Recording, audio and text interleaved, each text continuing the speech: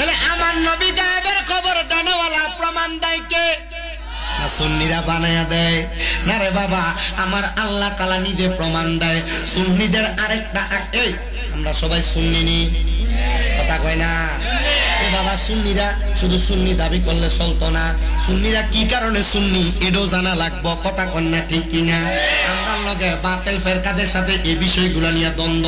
আমরা যে কাউরে ওহাবি কই, আমরা যে কাউরে বাতিল বইলা জানি, এগুলা জানার মানে হইল আমরা এডি মানি তারা এডি মানে না, কথা কন না ঠিক কিনা? আমার ভাই বাবারা বন্ধুরা, কাউরে গালি দেওয়া কাউরে কটাক্ষ করা এটা আমার উদ্দেশ্য নয়। আমার কথা হইল আমি যেটা মানি কারোর ভালো লাগলে মানবে, কারোর ভালো না লাগলে মানবে না। আসেন আমার বাবারা, সুন্নিদের আরেকটা আকীদা, আমার দয়াল নবী রাহমাতুল লিল আলামিন নবী জিন্দা নবী। কেউ যদি কয় নবী মাটির সাথে মইরা ফুচ্চা কইলা গেছে গা, আপনারা বলেন বাবারা, আপনারা এটা মানবেন নি?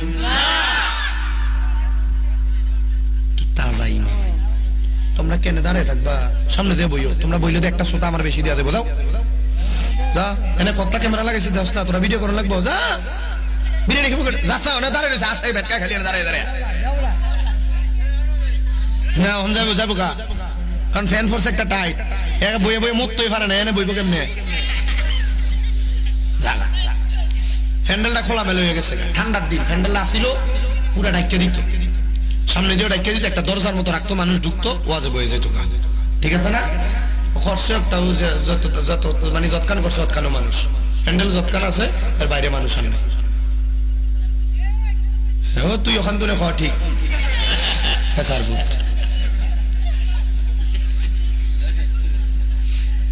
আপনারা আসুন না আমার লোক যৎকান। হুজুর বিরিয়ানি রেডি হয়েছে নি? ঠিক আছে আসুন নি ইনশাআল্লাহ। বাবার নামাজ পড়তাই না আল্লাহ আপনারে কবুল করতে হোক, আমিন। আসতে কইছেন যে আমি আর জোরে কোন আমিন। আমার নবী জিন্দা নবী, বিশ্বাস আছে না নাই? একজন জিন্দা নবী শুইয়া আছে গো। কি তারে আপনাদের কি কষ্ট হইতেছে? মোহাব্বতে গাইবা। একজন জিন্দা নবী শুইয়া আছে গো মদিনার শহরে, নবী গো আর কি দেখা হবে জীবনে, নবী গো আর কি দেখা হবে জীবনে। আমি নিদ্রা যাইতে সময় কাটে গো নবী তোমার দুরূদ পড়ে, নবী গো আর কি দেখা হবে জীবনে, নবী গো আর কি দেখা হবে জীবনে। তাহলে আপনারা বলেন আমার নবী কি জিন্দা না মুর্দা? অল্প কিছুদিন আগে কুমিল্লা শহরের হোমনা থানা নামক একটা জায়গায় গেছি মাহফিলের, রামপুর এলাকায়। ওই এলাকায় নাকি কোন হুজুর আইছে, হুজুরের কাছে প্রশ্ন দিতে, হুজুর আমাদের নবী কি জিন্দা না মুর্দা? হুজুর কয় আমাদের সমাজে কিছু কিছু মানুষ কয় নবী নাকি জিন্দা। তো সব মানুষ তো মরে, যারা নবীরে জিন্দা কয় তারা জিগাই নবী মরব কবে?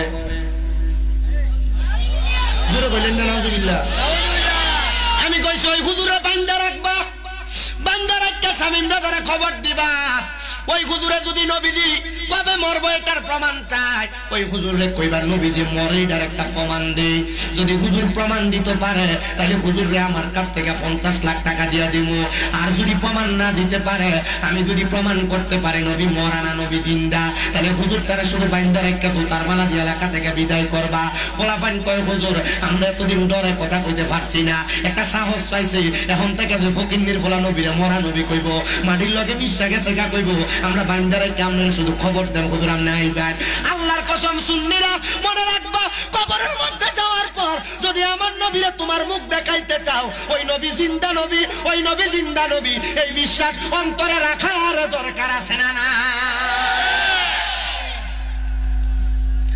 এবারে নবী যদি মরা হয়, তোমার আব্বারা যে মারা যায়, মারা যাওয়ার সময় লাশটা কবরে রাখ, বিসমিল্লাহি ওয়া আলা মিল্লাতি ইল্লাল্লাহ রাসূলুল্লাহ। না নবী না মরে গেছে তো তো কি লেগে কবরে রাখার সময় আল্লাহর কাছে না দিবা, নবীর কাছে কেন দাও? তার মানে বোঝা যায় বিসমিল্লাহি ওয়া আলা মিল্লাতে রাসূলিল্লাহ বইলা নবীরে দিছ। এবার একই সময়ে যদি পুরা হবিগঞ্জ এলাকার 3 জন মানুষের জানাজা হয়, জোহর বাদ হবিগঞ্জ না সারা বাংলাদেশে কয়েকটা জানাজাই তো হয়, হয়নি। একই সময় যদি জোহরের নামাজের ওয়াক্তের পরে যদি এতগুলা জানাজা হয়, তো সব জায়গায় তো আমার নবীরে বিসমিল্লাহি ওয়া আলা মিল্লাতে রাসূলিল্লাহ বলে স্মরণ করে লাশটা কবরে রাখে।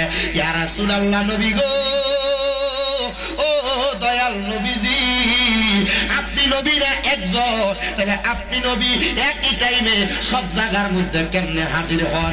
আমার নবীর একটা হাদিস আমি বললাম রে, আমার এই কচুয়ার আবদার বাবারা, ও হবিগঞ্জের বাবারা, আল্লাহর নবীর একজন সাহাবী আমার নবীর কাছে চোখের পানিগুলা সাইরা দিয়া কান্দে আর ডাক দিয়া কয়, নবী গো, ইয়া রাসূলুল্লাহ, কবর জায়গাটা বড় মারাত্মক জায়গা, হাসর জায়গাটা বড় মারাত্মক জায়গা, মিজান জায়গাটা বড় মারাত্মক জায়গা, ফুলসেরাত জায়গাটা বড় মারাত্মক জায়গা। নবী গো, আপনি নবীরে আমি সাহাবী কোন জায়গার মধ্যে তালাশ করব? আমার নবী কয়, সাহাবী, প্রথম তুমি তালাশ করবা ফুলসেরাতের পারে।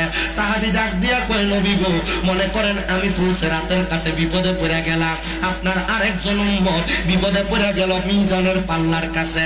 আমার নবী কয়, মিজানের পাল্লার কাছে আমারে তালাশ করবা। নবী গো, ও মায়ের নবী, আপনার উম্মত যদি কবর হাসর মিজান ফুলসেরাতের পাল্লার কাছে বিপদে পড়ে গেছে, নবী গো, আপনার উম্মতরা হাসরের ময়দানে অন্য কোন জায়গায় বিপদে পড়লো, আপনি নবী বলেন না আমরা কি আপনি নবীর সেই জায়গায় তালাশ করব? বলে হ্যাঁ। এবার সাহাবী সালাক মানুষ ডাক দিয়া কয়, নবী গো, যদি এবার আপনার উম্মতেরা একই টাইমে 3 জায়গায় বিপদে পড়ে যায়, আপনি নবী ওই 3 জায়গায় কেমনে যাইবেন? আমার নবী কয়, সাহাবী, আমার আল্লাহ তাআলা আমি নবীর সেই ক্ষমতা প্রদান করছে, একই টাইমে আমি দয়াল নবী 3 জায়গার মধ্যে থাইকা আমার গুনাহগার উম্মতের আমি নবী উদ্ধার কইরা লইব। ওরে উম্মতের মায়াই নবী কান্দেন যারে যারে, উম্মতের মায়াই নবী কান্দেন যারে যারে, মাফ করে দাও ও হে আল্লাহ উম্মতে গুনাহগার, বলেন মাফ করে দাও ও হে আল্লাহ উম্মতে গুনাহগার। দয়াল নবী মারহাবা, মায়ের নবী মারহাবা, জিন্দা নবী মারহাবা, মারহাবা, মারহাবা, মারহাবা, মারহাবা, নবীজি আমার মাফ করে দাও ও হে আল্লাহ উম্মতে গুনাহগার, বলো মাফ করে দাও উম্মতে গুনাহগার। মা আমেনার কুলে যখন এলেন নবীজি, সেজদায় পড়িয়া কান্দেন উম্মতি উম্মতি উম্মতি উম্মতি, বলেন আল্লাহ রাব্বানা মাহবুব আমার শোনো না, বলেন আল্লাহ রাব্বানা মাহবুব আমার শোনো না, গুনাহগার উম্মতের জামিন পাকে সরোবার, মাফ করে দাও ও হে আল্লাহ উম্মতে গুনাহগার, বলেন মাফ করে দাও ও হে আল্লাহ উম্মতে গুনাহগার, বলেন উম্মতের মায়াই নবী কান্দেন যারে যার, উম্মতের মায়াই নবী কান্দেন যারে যার, মাফ করে দাও ও হে আল্লাহ উম্মতে গুনাহগার। সেই নবীজির প্রেমেতে হলে দিওয়ানা, দুনিয়া আখিরাতে বই যে থাকবে না, বই যে থাকবে না, চলো নবীর পথ ধরে লোভ লালসা সব ছেড়ে, চলো নবীর পথ ধরে লোভ লালসা সব ছেড়ে, তো জাগানে নবী বিনে নাই কোনো উপায়, মাফ করে দাও ও হে আল্লাহ উম্মতে গুনাহগার, বলে মাফ করে দাও ও হে আল্লাহ উম্মতে গুনাহগার। একটা জবান বন্ধ রাখবেন না, জবান খুলে বলেন ইয়া রাসূলুল্লাহ। আমার এই কচুয়ার আবদার বাবা, ও নবীর উম্মতের দোল, ও আশেকে রাসূল ভাই বাবারা একটু অন্তরের কানটা লাগায়া শুনো, তাইলে কবরের মধ্যে যখন আপনাকে আমাকে রাসূলের মিল্লাতে দেওয়া হবে, রাসূল যদিও মদিনার রওজা মুবারকে শুয়া রইছে, উম্মতে মুহাম্মদীরে নিস্কুল মুবারকে নেওয়ার জন্য আমার নবী এই হিয়ালার কচুয়ার আবদাতে আসবে, হবিগঞ্জে আসবে, এই বানিয়াচং থানায় আসবে, হবিগঞ্জের যে কোনো জায়গায় আমার নবী হাজির হইতে পারে। ঘোষণা আমার না, ঘোষণা দিয়েছেন স্বয়ং আমার আল্লাহ তাআলা। ওগো নবীজি, ওগো মায়ার নবী গো, উম্মতের জন্য আপনি এত পাগল গো নবী, পাগল। আমার নবী কয় শুধু পাগল না রে, পাগল না, আমি দয়াল নবীর কলিজার টুকরা একজন সাহাবী হযরতে সাইলামা আনসারী রাদিয়াল্লাহু তাআলা আনহু। উনি আমার নবীর কাছে মুসাফিরের বেশে আসছে, আগমন কইরা ডাক দিয়া কয় নবী গো, আমার থাকার কোনো জায়গা নাই, খাবার কোনো জায়গা নাই, আমার কোনো জায়গার মধ্যে থাকার মতো ব্যবস্থা নাই। নবী কয় আসো, আমি নবী তোমারে আমার কাছে জায়গা প্রদান করলাম। আপনারা কোন বাবা, সকল মুসাফিরের জায়গা আমার নবীর কাছে, সকল বিপদগ্রস্তর জায়গা আমার নবীর কাছে, গুনাহগার উম্মতের জায়গাও আমার নবীর কাছে। এই বিশ্বাস আমরা সবার আছি আছে? এবারে না সেটা কয় আপনারা সবাই যদি জোরে কইতেন, তাহলে আব্বা বিশ্বাস যদি করি এক মাহফিলে স্যান্ডেলটা পর্যন্ত কাট পর্দার আড়ালে মা বোন আছে না? এ মা বোনেরা অন্তরে কানটা লাগে শুনো, তোমরা যে নবীর জন্য এত পাগল, ওয়াজ মাহফিলে যে নবীর বয়ানটা শ্রবণ করো, এই নবীর বয়ান শুনলে, নবীর শান গাইলে তোমার কেমন লাভ হবে একটু মনোযোগ দিয়া শোনো। আমার নবী কয় সাইলামা নামক সাহাবী আমি নবীর কাছে আশ্রয় চাইছে। ও বাবা, আশ্রয় দেওয়ার মালিক কে? আমার নবী ওসিলা মাত্র। আমার নবী কয় আশ্রয় প্রদান করলাম। সাইদ ইবনে আব্দুর রহমান আরেকজন মক্কা থেকে মদিনাতে আগমন কইরা আমি নবীর কাছে ডাক দিয়ে কই, ইয়া রাসূলুল্লাহ, আপনি আমারে আপনার কাছে আমার একটু জায়গা দেন। নবী আমার কয় সাইলামা আনসারী এবং সাইদ ইবনে আব্দুর রহমান, তোমরা দুইজন ভ্রাতৃত্বতার বন্ধনে থাকবা ভাইয়ের মতো। হযরতে সাইলামা বলে, নবীজি আপনার আদেশ আমার জন্য চিরদার্য, আমি আপনার কথা শুনে এখন থেকে আমরা একসাথে থাকবো। হযরত সাইলামা এবং সাইদ ইবনে আব্দুর রহমান একসাথে সময় কাটায়। আমার নবীজি হঠাৎ করে একদিন তাবুকের যুদ্ধের জন্য ডাক দিলেন, হে আমি নবীর সাহাবী সাইদ ইবনে আব্দুর রহমান, আয়রে আমি নবী তাবুকের যুদ্ধের ময়দানে যাব, তোমাকে আমি আমার সাথী বানিয়ে নিয়ে যাব, তুমি আমার সাথে যুদ্ধে আনসারের কাজ করবা। সাইদ ইবনে আব্দুর রহমান কয়, নবী গো, আপনি নবীর সঙ্গী হয়ে আমি যুদ্ধে যাব, এটা তো আমার খুশনসিব, এটা তো আমার ভালো কথা। নবী গো, আপনার সাথে আমারে নিয়ে যান গো নবী।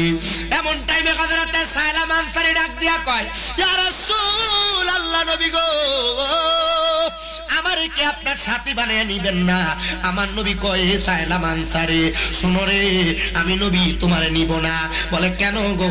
বলে দুইজন পুরুষ মানুষ যদি ঘর থেকে চলে যায়, এই নারীদেরকে কে পাহারা প্রদান করবে? এজন্য আমি তোমার এই জায়গার মধ্য থেকে নিয়ে যাব না। সাইলামা আনসারী রে, তুমি হযরতে সাইদ ইবনে আব্দুর রহমানের স্ত্রী এবং তোমার পরিবারদেরকে তুমি পাহারা দাও। হযরতে সাইলামা বলে, এই সাইদ ইবনে আব্দুর রহমান চলে গেছে আমার নবীর সাথে তাবুকের যুদ্ধের ময়দানে, আর আমি সাইলামা নবীজির কলিজার টুকরা সাহাবীর স্ত্রী এবং আমার পরিবাররা আমি সুন্দর করে বাধা দিয়া, সুন্দর করে পাহারা দিয়া রাখতেছি। ও বাবা, শয়তান এমন মারাত্মক শয়তান, শয়তান আপনারে পাহারা দিয়ে রাখবে, কিন্তু শয়তান কোনোদিন আপনার ভালো চাইবে না। এজন্য সবার কাছে আমার একটা আবদার হইল, বাবা, দুনিয়ার জমিনে যেই মানুষটা শয়তানি করে, যেই মানুষটা গুন্ডামি করে, যেই মানুষটা কেটারি করে, যেই মানুষটা মদ খায়, যেই মানুষটা ইয়াবা খায়, যেই মানুষটা সিগারেট খায়, যেই মানুষটা সমাজের মধ্যে বাদ কাজগুলা করে, আপনারা কোনোদিন এদের সাথে সম্পর্ক রাখবেন না। বলে হুজুর কেন? কারণ এদের সাথে সম্পর্ক রাখলে মনে রাখবেন সঙ্গ দোষঙ্গ নষ্ট হয়। সে যে বাজে কাজটা করে আপনারা দিয়েও কিন্তু একদিনে বাজে কাজটা হবে। কথা কন্যা ঠিক কিনা? কোন সুদখোরের সাথে সম্পর্ক রাখবেন না, সুদকুরের সাথে চা খাইবেন না, সুদকুরের বাড়িতে দাওয়াত খাইবেন না, সুদকুরের সঙ্গে উঠা বসা করবেন না। আর আমরা সমাজের বেটা বেটাই এরা সবাই সুদকুরের সাথে সম্পর্ক বড় ভালা। যদি জিগায় কেন তার লগে সম্পর্ক ভালা, বলে সম্পর্ক ভালার কারণ হইল এ বেটার লগে বইলে এক কাপ সান্দারে বেশি করে খাওয়াই বই তো এটা সুদের টাকা, এটা ঘোষের টাকা। এবার আপনারা বলেন ইয়ালা কচুয়ার এলাকার মধ্যে সুদখোর আছে না নাই? শুধু নাই না এ সুদখোর হারাম কুটিরে দইরা নিয়া এলাকার মানুষ মসজিদের সভাপতি বানায়, এলাকার মানুষ এগুলারে মসজিদের সেক্রেটারি বানায়, এলাকার সর্দার মাথা পরিদায়িত্ব সুদখোর ঘুষখোর দেয়। এবার আপনারা বলেন এই সুদখোর ঘুষখোর গুলা সমাজের মধ্যে এমন অপকর্ম করে কি করে না? বলেন করে কি করে? আচ্ছা ওরে 500 রুটে পয়সা নষ্ট, যুবক নষ্ট সুদে, কুসমাজে গ্রাম নষ্ট, খাদক নষ্ট সুদে। ওরে টাউনে গুইরা ছাত্র নষ্ট, কীটে নষ্ট ফুল। ওরে খারাপ রাস্তায় গাড়ি নষ্ট, দুলায় নষ্ট চুল রে, হেলায় কার্য নষ্ট রে। দেখবা কচুয়ার আবদার চা দোকানে বইয়া লম্বা কথায় সুদ কুটি বেশি কয়।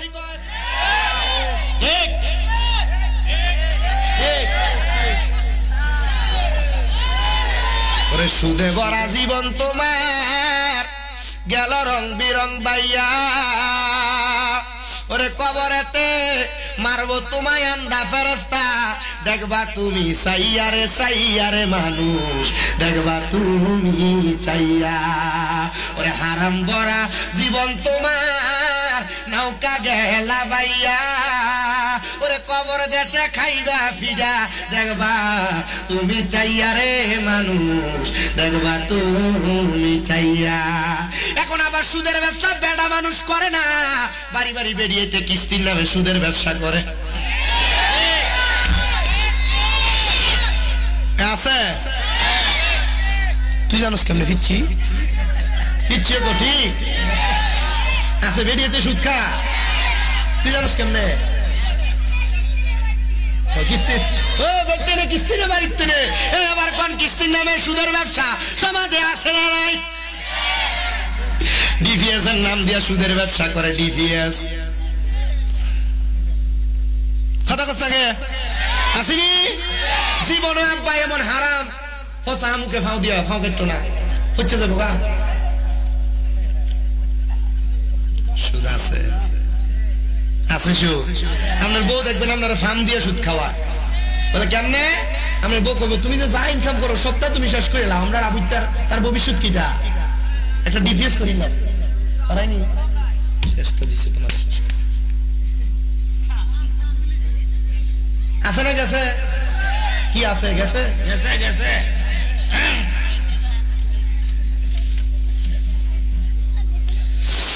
আমার আব্বারে সুদকুরের লগে গুললে এই মানুষটার শরীরেও সুদের গ্যারান লাগবো, মদ করে লগে গুললে এই মানুষটার শরীরে মদের গ্যারান লাগবো,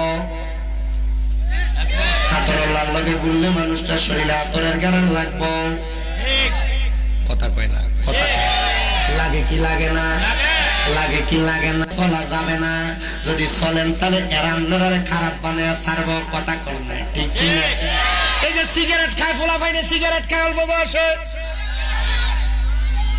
খায়, এ পোলা পাইন যে সিগারেট খায়। আমি অল্প বয়সী কয়েকটা সিগারেট খাবি না রে, জিগাইলাম তুই কম বয়সে তুই খারাপ জিনিস হাতা লতা খাপ কিনলে যা। আমি খাই না তো, তোর শিখলি কই? আরে আমার এক বন্ধু কইছিল তুই তো খাস না, একটা টান দিয়ে দেখ। একটা টান দিয়ে দেখতে দে হাইয়া আমার জীবন ধারে মার্ডার করছে। তোমারে কইছি যেটি খাই ডিরি কইছি বেটা। তাহলে যে বন্ধু তোমারে কয় তুই তো খাস, একটা টান দিয়ে দেখ, এটা কি বালা বন্ধু না ফুংটা ফেংডা? কথা কয় না বালা না ফুংটা।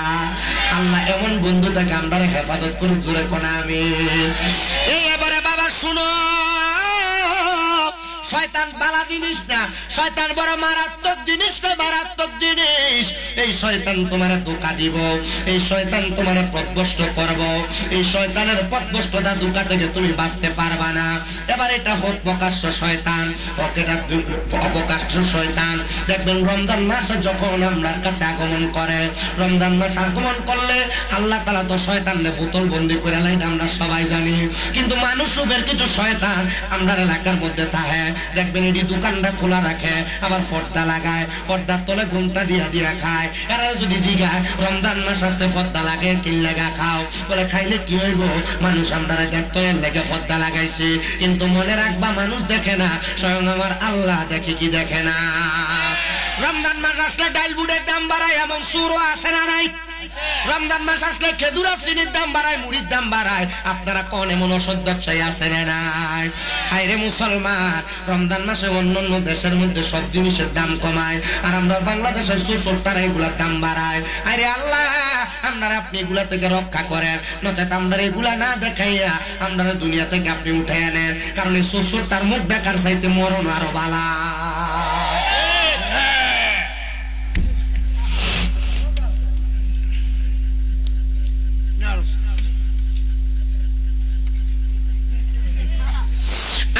তো যেই কথা বলতেছিলাম, শয়তান মানুষের প্রকাশ্য অপ্রকাশ্য শত্রু, হোক এটা মানুষ শয়তান, হোক এটা জিন শয়তান। এবার কোন শয়তান আছে না নাই?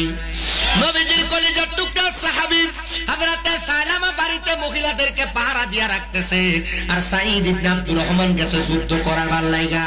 এবার হযরত সালামারে আয়েশা শয়তান এবার ফান দিতেছে, আয়া শয়তান সালামারে কইতাছে, রে সালামা, দেখছনি সাঈদ ইবনে আব্দুর রহমানের বউটার চেহারা কত সুন্দর, তুমি দেখো না তুমি তার বউয়ের সঙ্গে একটা অপকর্মে লিপ্ত হইতে পারো? না রে বাবা না, শয়তান যত রকমের পড়াশোনা তোমার দেখ না কেন, তুমি যদি গুনাহ করতে যাইয়া গুনার দিক থেকে মুখটা ফিরে আনো, মনে রাখবা আল্লাহ তাআলা তোমার অধিক পরিমাণ ক্ষমা করবে। ওই নবীজির কলিজার টুকরা হযরত সালামারে শয়তান এমন ভাবে ধোঁকা দেওয়ার চেষ্টা করতেছে। এবার শয়তানের ধোঁকাটা এমন ভাবে সালামার কাছে পাকড়াও করা হয়েছে। সালামা কয়, আমি যাইয়া হযরত সাঈদ ইবনে আব্দুর রহমানের স্ত্রীর হাতটার মধ্যে ধইরা আমি যখন চইলা গেলাম, বাসা যাওয়ার পর হযরত সাঈদ ইবনে আব্দুর রহমানের স্ত্রী আমার হাতটাকে একটা ঝাড়কা দিয়ে ফালায়া ডাক দিয়া কয়, সালামা, তোমার ভিতরে কি আল্লাহর ভয় নাই?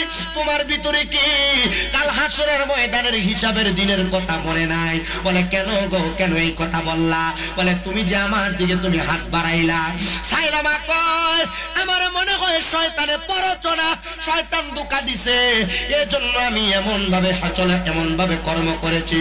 সালামা কয়, এবার আমি ঘর থেকে বের হয়ে গেলাম, আর আমি এই ঘরের মধ্যে যাইতে চাইলাম না। আমি মনে মনে চিন্তা করলাম, হায়রে সালামা রে, কোন কামটা তুমি করতে লাগলা যে কাজের কারণে আল্লাহর কাছে তুমি লজ্জিত হয়ে যাইলা, দুনিয়ার মানুষের কাছে লজ্জিত হয়ে যাইলা? সালামা কয়, আমার বন্ধু সমতুল্য নবীজির সাহাবী আমারে দিয়া গেল তাকে পাহারা দেওয়ার জন্য, আমি তার স্ত্রীর সঙ্গে এমন খারাপ সম্পর্কটা করা আমার উচিত হয় নাই। আমি আবার চলে গেলাম ঘর থেকে। যাওয়ার পর হযরত সালামা গাছের আড়ালের মধ্যে যাইয়া, পাহাড়ের গুহার সামনে যাইয়া সাজদা দিয়ে আমার আল্লাহর কাছে কান্দে আর ডাক দিয়া কয়, আল্লাহ, আমি যে পাপটা করছি, অন্যায়টা করছি, আল্লাহ গো, তুমি মাফ না করলে আমার কেউ মাফ করবে না। আল্লাহ তো কয়, লা তাকুনাতু মির রাহমাতিল্লাহ, আমি আল্লাহর রহমত থেকে নিরাশ হইও না।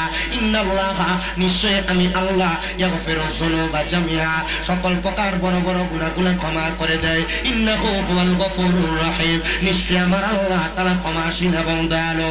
সালামা ডাক দিয়া কয়, আল্লাহ গো, আল্লাহ, আপনি আমি সালামারে মাফ করে দেন। এমন টাইমে আমার নবী তাবুকের যুদ্ধ শেষ করে অন্যান্য সাহাবায়ে কেরামকে নিয়ে ফিরে আসছেন মদিনাতে। এবার নবীজির কলিজার টুকরা সাহাবী সাঈদ ইবনে আব্দুর রহমান বলে, আমি বাড়ির মধ্যে গেলাম, যাওয়ার পরে আমি লক্ষ্য করে দেখলাম বাড়ির মধ্যে কোনো মানুষ আছে সবাই, কিন্তু আমার ভাই সালামা আনসারীকে দেখা যায় না। আমি গেলাম, রে সালামা কই রে কই, সালামা কোথায় কোথায় বইলা বইলা সালামারে খোঁজ করতেছে। আবার বলে আমি পাহাড়ের গুহার কাছে যায় দেখলাম আমার সাইলামা সাদ্দার মধ্যে যায় যায় কাঁদতেছে। সাইলামারে ডাক দিলাম, সাইলামা ওঠো নারে, ওঠো না আনসারি ওঠো। উনি ডাক দিয়ে কই না গো আমি উঠতে পারবো না, আমি যে অন্যায় করেছি আমার যদি আল্লাহ মাফ না করে কেউ আমারে মাফ করবে না। বলে কি অন্যায় করেছো? এমন টাইমে সাইদ ইবনে আব্দুর রহমানের মাইয়া হযরতে সাইদ ইবনে আব্দুর রহমানের মাইয়া এসে ডাক দিয়ে কই আব্বা জান এই সাইলামার মুখের মধ্যে পাথর নিক্ষেপ করা উচিত। বলে কেন গো? বলে সাইলামা আমার আম্মা জানের দিকে কোন নজরে তাকাইছেন। এবার ওই কলিজার টুকরা মাইয়ার কথা শোনার পর বলে না আমি এটা বিশ্বাস করি না, অবশ্যই এটা শয়তানের কোনো প্ররোচনা। উনি বলেন না গো আমি যেই কামটা করেছি অবশ্যই শয়তানের প্ররোচনায়, তবে আপনার কাছে আমার আবদার আপনি আমার হাতগুলা পাগুলা গাছের সাথে বাইন্ধা দেন যেন আমি এটার জন্য শাস্তি কামনা করি। হাতগুলা পাগুলা গাছের সাথে বাইন্ধা দিছে, হাতগুলা পাগুলা গাছের সাথে বান্ধা দেওয়ার সাথে সাথে সাইলামা কয় না আমার এই হাতগুলা পাগুলা বান্ধার পরে আমার ভালো লাগতেছে না, আপনি আমারে তাড়াতাড়ি নবীর সাহাবী আবু বকর সিদ্দিকের কাছে নিয়ে যান। এবার সাইলামারে হাতের দড়িগুলা বান্ধা বান্ধা নবীর সাহাবী আবু বকর সিদ্দিকের কাছে নিয়ে গেছে। এবার হযরতে আবু বকর সিদ্দিক রাদিয়াল্লাহু তাআলা আনহু কয় কেন আসছো গো? আমি এই অন্যায় করেছি, আমি আমার ভাই উমক ভাইয়ের স্ত্রীর সঙ্গে এমন ভাবে খারাপ কর্মে লিপ্ত হইতে চাইছিলাম, তবে আমি লিপ্ত হই নাই। আবু বকর সিদ্দিক কয় আমি এটার জন্য তোমাকে মাফ করতে পারবো না, আমি আমার কাছে তোমাকে রাখতে পারবো না, যাও তোমার মতো পাপী ব্যক্তি আমি আবু বকরের কাছে আসতে পারবে না। কয় নবীজির দ্বিতীয় সাহাবী হযরত ওমর ফারুক রাদিয়াল্লাহু তাআলা আনহুর কাছে আমারে নিয়ে যাও। এবার হযরত ওমর ইবনে খাত্তাবের কাছে নিয়ে গেছে। হযরত ওমর কয় কেন তুমি আমার কাছে আসলা? বলে এই কারণে আসলাম। বলে কারণটা কি? বলে আমি এই অপকর্মটা করতে গেছিলাম কিন্তু করি নাই। আরে বাবা গুনাহ করতে গেছে, গুনাহটা করে নাই, কবর হাসরকে ডরায়া সাইরা দিয়া চলে আসছে। এবার সাহাবী ডাক দিয়া কয় না রে না, তোমাকে আমার কাছে রাখা যাবে না, তুমি এখান থেকে দূর হইয়া চলে যাও। ডাক দিয়া কয় রে সাইলামা আবু বকরের কাছে গেলা তোমারে রাখলো না, ওমরের কাছে গেলা তোমারে রাখলো না। সাইলামা ডাক দিয়া কয় নবীজির আরেকটা সাহাবী আছে ওসমান জিন নুরাইন, ওনার কাছে নিয়ে যাও। হযরত ওসমান জিন নুরাইনের সামনে নিছে।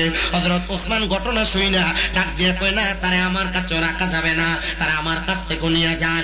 এবার গেছে মাওলা আলী মুশকিল কুশার কাছে, বেলায়েতের বাচ্চা মারহাবা করলাম। ওরে বেলায়েতের মুর্শিদ হইয়া আসিলেন দিনে নবী, আরে মুর্শিদকে না পাইলে কি আর রাসূল পাবিনি, আরে মুর্শিদকে না পাইলে কি আর রাসূল। এজন্য বাবা যে কোন একটা পীর মুর্শিদের হাতে হাত রেখে বায়াত নিবা, তবে ফিরতে একটু দেখতে শুননা দইরো।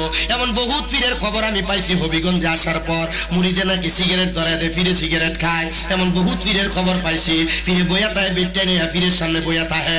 এমনও ফির আছে না নাই? এরা ফির না, এরা শয়তান, এরা ফির না, এরা শয়তান। হকানি ফির চিনার একটা উপায় তোমরা কইয়া দিয়া যায়। আমার নবীরে সাহাবায়ে কেরাম কই নবী কেমনে চিনাম? আমার নবী কয় ইজারু উযুকিরাল্লাহু আযজা ওয়া জাল্লা, যে ফিরে চেহারার দিকে চাইলে আল্লাহ নবীর কথা মনে হইব, এটাই হলো হক্কানি ফির। মারহাবা। এটা বেট্টান লয়ে বইয়া থাইরা ফির না, বেট্টান থাকবো হদ্দার আড়ালে, বেট্টান ফিরের সামনে আইবো কি লাগা?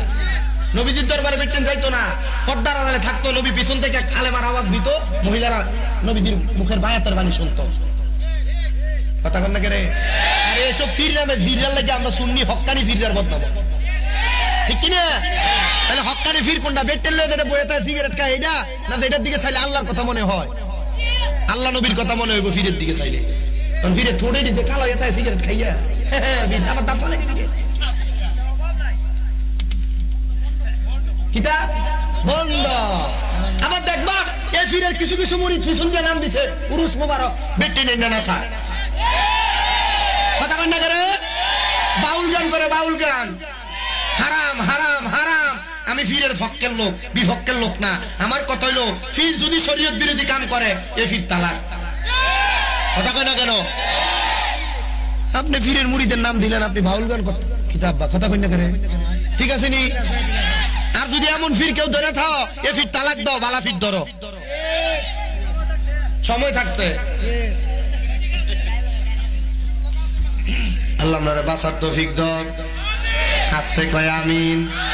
অনেকে আমারে কষ্ট নিতে পারেন, খারাপ মনে করতে পারেন, আমি কিন্তু এত সাধারণ মানুষ হয়ে আসছি আপনার কাছে ওয়াজ করতে। আব্বা গো, শরীয়তের মৌলিক বিধানগুলা যেগুলা জাইন হইয়াছি আপনার কাছে। আমি ছোট মানুষ হইতে পারি, আপনাদের দোয়ায় কুমিল্লাতে আমার 6-6টা মাদ্রাসা চলে, এমনি চালাই না। 6-6টা মাদ্রাসার মধ্যে 1170 জন ফলাফাইন, 1170 জন ফলাফাইনের মা বাবা কন্ট্রোল করা লাগে। আমরা ফলাফাইনটা দেখতে এলে কত রকমের কথা শোনা লাগে না? আমরা তো নিজেরা বুঝি। আপনার কি কষ্ট হইতেছে? কষ্ট কি কারোর গায়ে ফিরে দিতেছে? গা বললে কি হইব? মানে তোর কত হইলে হুজুরে টিয়ে দিয়ে আনছি, হুজুরে মুনির মতো খাটাই আর পরে কুমিল্লা ফাটাম।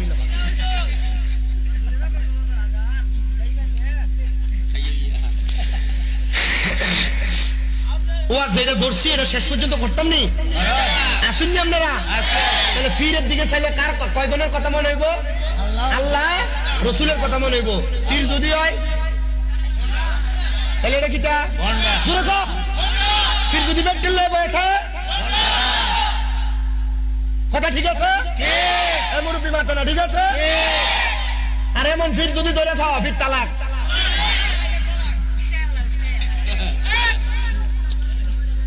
আল্লাহ আমরারে বুঝার তৌফিক দান করো। জোরে কও আমিন, আর মোহাব্বতে কোন আমিন, আর জবান খুলে কোন আমিন। এ বন্ধুরে, এ নবীর উম্মতের দল, এ আশিকে রাসূল ভাই বাবারা, এ নবীর উম্মতের দলেরা, এবার ডাক দিয়ে কয় নবীর সাহাবী হযরত আলীর কাছে গেলাম। ওগো আলী, আমি এই কারণে আল্লাহর কাছে ক্ষমা প্রার্থনা করি, আপনি কি আপনার কাছে রাইখা আমারে তওবা করাইবেন? হযরত আলী কয় না, তোমার জায়গা আমার কাছে নাই। এবার কয় যে তো চারজন সাহাবীর কাছে গেলাম, কেউ আমার জায়গা দেয় নাই। এবার আমি দৌড়ে গেলাম আমার নবীজির দরবারে। আপনারা বলেন বাবা, আমার নবীজি চাইলে উম্মতে মুহাম্মদীর গুনাহগুলো আল্লাহর কাছ থেকে মাফ করাইতে পারে কি পারে?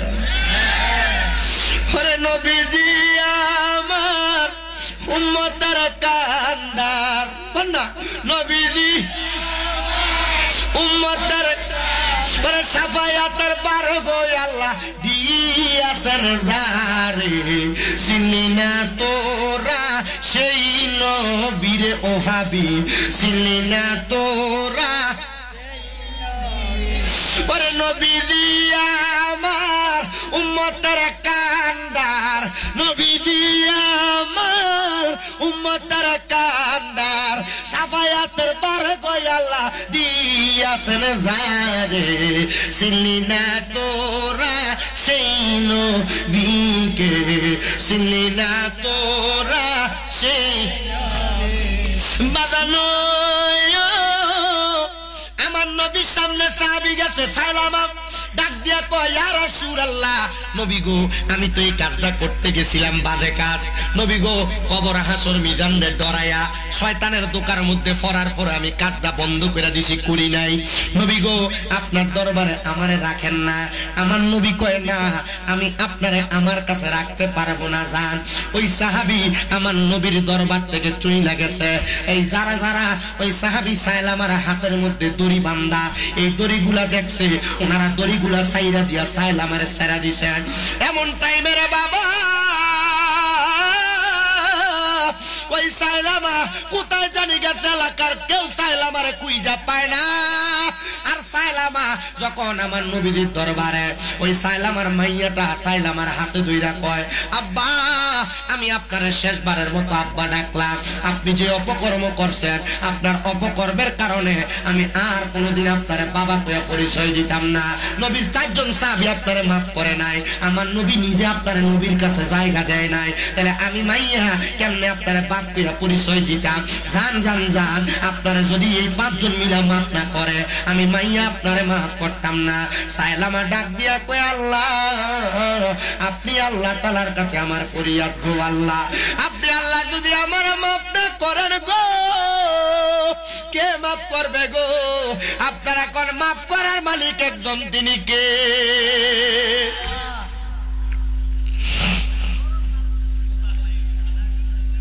উনি ডাক দিয়া কয়, আমি চইলা গেলাম রে।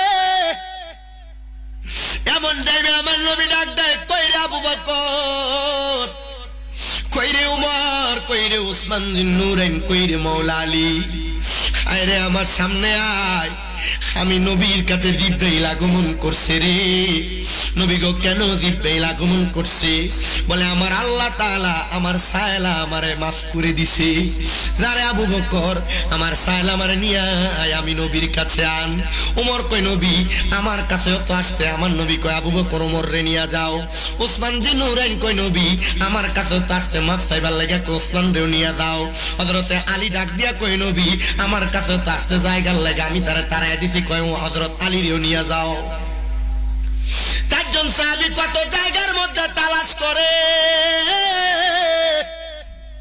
কিন্তু এই সালামারে কোন জায়গার মধ্যে খুঁজা পায় না খুঁজতে খুঁজতে কত জায়গায় গেছে পাহাড়ের গুহার সামনে যায় কত মানুষকে দেখে কিন্তু সালামারে দেখে না সাহাবায়ে কেরাম জিজ্ঞাসা করে এর পাহাড়ের গুহার মানুষ তোমরা কি আমাদের সায়লামারে চিনোনি যে সায়লামা আল্লাহর কাছে মাপ চাইতে চাইতে এদিকে চলে আসছে দৌড়ায়া সাহাবায়ে কেরামের উত্তরে পাহাড়ের বাসিন্দা ইহুদিরা উত্তর দিতে পারে না কিন্তু একজন ডাক দিয়া কয়ে নবীর সাহাবীরা আমরা বলতে পারবো না সায়লামাকে আমরা চিনি না তবে এমন দুইটা সময় আমরা একটা কান্নার আওয়াজ গুনগুনে শুনতে পাই একটা হলো আসরের পরবর্তী সময় আর একটা হইল রাতে ফজরের নামাজের আগবর্তী সময় আমরা শুনি কে জানি গুনগুনে গুনগুনে আল্লাহর কাছে মাফ চাই আমরাও তো মাফ চাওয়ার দরকার ও আমার আল্লাহ আমরা রে তুমি ক্ষমা কইরা দাও বলেন আমার আমার আম্মায় আব্বার কবরের আযাব ক্ষমা করছুনি আমরা দাদা দাদির কবরের আযাব মাফ হইছে নি আমরা রে তোমার মায়া লাগি সাহাবীরা কয় আমরা বুঝতে দেরি হয় নাই রে এটাই নবীর সাহাবী সায়লামা কিন্তু সায়লামা কান্না বন্ধ কইরা ওই পাহাড়ের গুহাতেই নামে না আমার নবীরে কবর দেয় নবী গো আপনার সায়লামারে পাওয়া গেছে কিন্তু সে তো সেজদা থেকে মাথা উঠায় না নবী আমার ডাক দিয়া কয় সায়লামা রে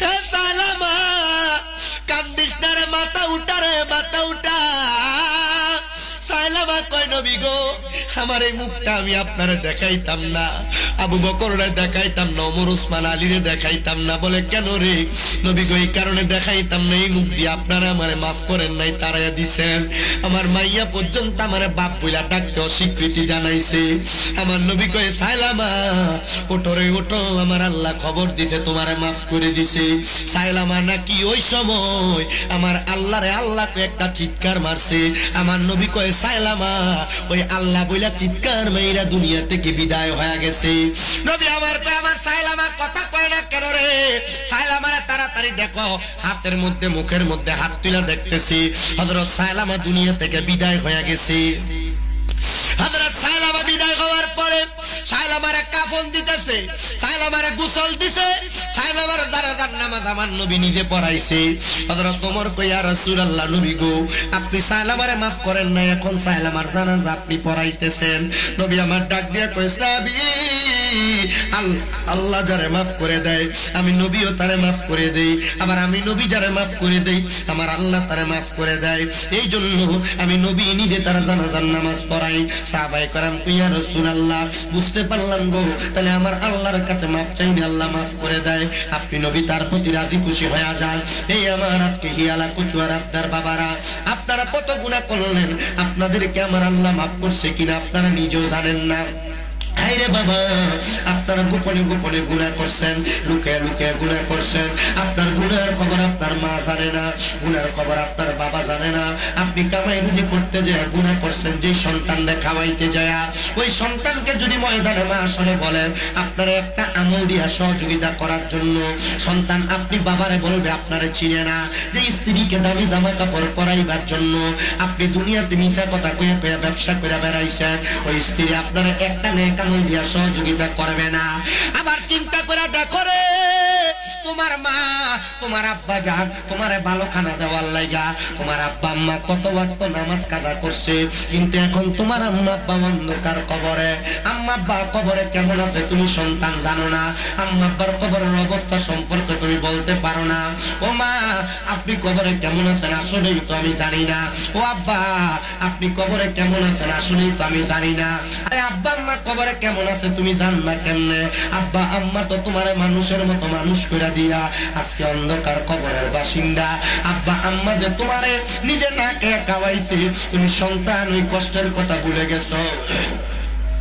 তোমার আব্বা জান সিরা লুঙ্গিরা পইরা পইরা সময় কাটাইছে, কিন্তু তুমি সন্তান রে দামি জামা কাপড় তোমার আব্বা জান কিনা দিছে। ঈদের দিনে আব্বা জান পুরান জামা কাপড় পরছে, তুমি সন্তান রে সুন্দর সুন্দর জামা কাপড় কিনা দিছে। আব্বারে যদি জিগাইতা আব্বা আপনি কি নতুন কোন জামা কাপড় পরবেন না, আব্বা বলতো এখন কি আর আমার ঈদের বয়স আছে নাকি। আব্বা তুমি সন্তান রে নতুন জামা কাপড় কিনা দিয়ে আব্বা আর কিনতে পারে নাই, অভাবের কথা বলে নাই। আইরে আমার যুবক এ মুরব্বী বাবা, একবারে চিন্তা করে দেখো, তোমার মায়ের কাপড় রাস্তার মধ্যে 10-20 টাকা বাইন্দা রাখতো, তোমার মা ওই টাকাটা খরচ করে নাই, তুমি সন্তান স্কুলে মাদ্রাসায় যাওয়ার সময় দিয়া দিছে। ও মা ও আব্বা আপনারা কি টাকাগুলা খরচ করতে আপনার মন চায় না? মা বাপ আপনার দিকে তাকে মুসকে একটা হাসি দিত, কিন্তু আজকে ওই মা বাবা অন্ধকার কবরে। মার কাপড়টা ছিঁড়া থাকতো, কিন্তু আম্মা জান কোনো নতুন জামা কাপড় কিনতো না। তোমার পকেটে টাকার অভাব নাই, কিন্তু তুমি তোমার আম্মা জানলে একটা কাপড় কিনে পরাইতে পারো না। তোমার মা দুঃখিনী অন্ধকার কবরে। তোমার আব্বা জান যে জুতা পরতো, জুতার মুরালি দিয়া ছিঁড়া যাইতো, পায়ের মুরালিটা রাস্তায় লাগতে লাগতে পায়ের গোড়ালি ফাইটা গেছে, আব্বা জানাইসা বলে নাই। কিন্তু তুমি সন্তানকে নতুন জুতা কিনা দিতে, তুমি শীতের রাত্রবেলা ওই জুতা পইরা রাত্রে খাটে ঘুমায় গেছিলা, খাটের মধ্যে ঘরের মধ্যে দৌড়াদৌড়ি করছো। তুমি কি সন্তানের কষ্টের কথা বুইলা গেছো? এখন কার জামানায় অনেক সন্তান বিয়া করার পরে মা বাপরে আলাদা কইরা দেয়। এখন কার জামানায় ওই সন্তান দুইটা কথা শুই না মা বাপরে জুদা কইরা দেয়। বউ কথার কথায় বলছে, তুমি তুই একা নাকি, তোমরা তো 2-3 ভাই আছো, তুমি কি লেগে একা একা তোমার মা বাপরে ভাত খাওয়াও? এই কথা শুই না তুমি তোমার মা বাপরে জুদা কইরা দিছ। সন্তান রে তুমি তোমার 2-3 কথার সাথে পাইয়া মা বাপরে ভুইলা গেছো। দে রে দে তোর পাগুলা আমার সামনে দে। কোন সন্তান যদি মা বাপরে ভাত না দিয়া থাকো, আম্মা আব্বারে জুদা কইরা থাকো, আম্মা আব্বা এক বেলা এই ঘরে, আরেক বেলা ওই ঘরে, আরেক বেলা ওই ঘরে ভাত খেয়ে থাকে, আমি তোমার কাছে আবদার করব রে বাবা, ওই আম্মা আব্বার কাছে এখান থেকে যে মাপ চাইবা। কেউ যদি ওই মা বাপরে ধমক দিয়া কথা বইলা থাকো, আমি তোমার কাছে আবদার করব, এখান থেকে বাড়িতে যে মা বাবার কাছে মাপ চাইবা। ওই আম্মা আব্বার মনে কষ্ট দিয়া হিয়ালা এলাকা, কচুয়ার আবদা এলাকায় সারা হবিগঞ্জ, সারা সিলেটের বড় আলেম দিয়া ওয়াজ করাইবা, কোনো লাভ হবে না। কত মা বাবা খানার কষ্ট পায় কান্দে, কত মা বাবা সন্তানের দমক শুইনা শুইনা কান্দে। সন্তান রে ওই মা বাপরে তুমি ভাত দাও না, সন্তান রে ওই মা বাপরে তুমি দাম দাও না, ধমক দাও। হায় রে ওই আম্মা আব্বা যদি মইরা যায়, সন্তান ওই আম্মা আব্বার কষ্ট তুমি বুঝবা, আম্মা আব্বার অভাব তুমি বুঝবা। আগে তুমি এক বেলা ভাত না খেলে মা তোমার বারবার বলতো ভাত দি খাস না, পেটটা দি তোর পিঠের লগে লাইগা রইছে। এখন যদি 2-3 বেলা খানা না খাও, কেউ একবার আইসা জিজ্ঞাসা করে না সন্তান খানা দি খাও না, জিগাইব কে? তোর মা তোর আব্বা দি অন্ধকার কবরে। আগে রাস্তাতে রাত্রবেলা একটু বেশি সময় থাকলে আব্বা ধমক দিয়া পাঠাইয়া দিত, এখন তোমার কেউ ধমক দেয় না, ধমক দেওয়ার কোনো মানুষও নাই, আব্বা তার অন্ধকার কবরে।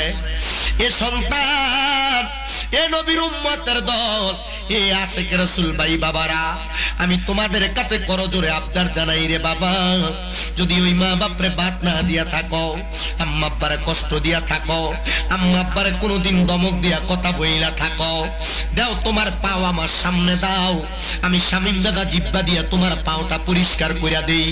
ও আদা করবা, আর কোনোদিন মা বাবার মনে কষ্ট দিবা না। আম্মা আব্বার কাছে এখান থেকে বাড়িতে যাইয়া মা বাবার পা গুলাতে ধইরা মাপ চাইবা। মনে রাখবা ওই মা বাপ যদি তোমারে মাফ না করে আমার আল্লাহ তোমারে মাফ করবে না। আম্মা আব্বার পাউডির মধ্যে দুইরা রাখবা, দুইরা বলবা মা গো মা, ও আব্বা, আপনারা যতক্ষণ আমারে মাফ না করবেন ততক্ষণ আপনারা পাও ছাড়তাম না। আরে মা বাবা, ওই মা বাবা যদি তোরে মাফ করে দেয় তোর সফলতা কেউ আটকাইতে পারবে না। অনেকে চিন্তা করে হুজুর আমি কোনোদিন আমার মা বাবার সাথে অন্যায় করি নাই, আমিও কি আমার মা বাবার পায়ে ধরে মাপ চাইবো? আমি বলবো রে বাবা, হ্যাঁ তুমি অন্যায় করো আর না করো, তবুও তুমি তোমার মা বাবার পায়ে ধরে মাপ চাইবা। আম্মা আব্বার পায়ে ধরলে দাম কমে না, আম্মা আব্বার পায়ে ধরে মাপ চাইলে সম্মান কমে না। বলে অনেকে চিন্তা করে হুজুর আমি তো দুই ঈদে মা বাবার পা ধরে সালামি করি না, আমি কেমনে আমার মা বাবার পায়ে ধরে মাপ চামু? আমি কই মুরে সন্তান, আল্লাহর নবী কয় দুনিয়ার জমিনের মধ্যে কোন সন্তানের মা মারা যাওয়ার পরে, দুনিয়ার জমিনের মধ্যে কোন সন্তানের মা বাপ বেঁচে থাকলে ওই সন্তান যদি মা বাবার শুধু পায়ে ধরে সালাম করা না, আম্মা আব্বার কদমের মধ্যে চুমাও দেয়, আল্লাহ তাআলা জান্নাতের চৌকাঠে চুমা দেওয়ার সওয়াব পাইবা। অনেকে চিন্তা করে হুজুর আমি আম্মা আব্বার কাছে কেমনে মাপ চাবো? হুজুর আমার মা বাপ তো দুনিয়াতে নাই। আরে আজকের মাহফিল কবুল হবে কি হবে না এটার গ্যারান্টি কেউ দিতে পারবে না, তবে আমি শামীম দাদা একটা গ্যারান্টি দিয়া যাই রে বাবারা, আমি শামীম দাদা একটা গ্যারান্টি দিয়া যাই গো আমার মা বোনেরা।